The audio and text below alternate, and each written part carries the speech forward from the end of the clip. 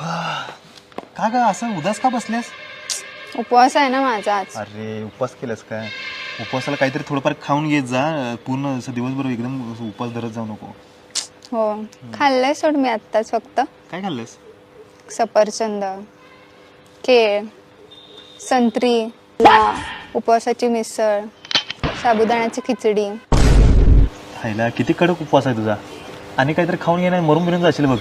होय रे, मी आता थोड्या वेळाने ज्यूसच पिणार होते, पण त्याच्यानंतर काय खाऊ हा विचार करते मी. अरे यार आला तुझा मित्र तो परत. आता पैसे मागून तुला तुझा बघा आता तुझ्याकडे तर पैसेच मागतो फक्त. हा यार थांब एक महेश, हे पैसे राहू दे तुझ्याकडं. त्याला सांगतो आज पैसेच नाही माझ्याजवळ. जाऊ दे. दे. हा भाई बोल ना लगन. मला अर्जंट 10 रुपये लागताय, घरात प्रॉब्लेम चालू आहे. अरे यार भाई हे बघ ना, माझ्याकडे काहीच नाही यार. पहिलेच तुला 25,000 रुपये दिलेले, ते पण दिले नाहीस तू. पैसे नाही यार माझ्याजवळ आज. सॉरी यार. ठीक आहे. हा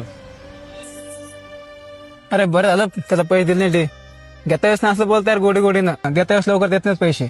अरे नाही ज्ञानेश्वर, देतो ते पैसे, सगळे पैसे दिलेले मला त्याने.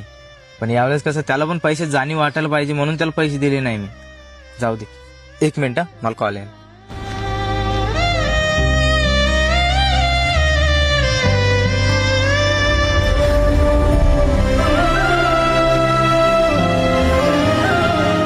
आरडी काय मला एक गोष्ट कळाली नाही.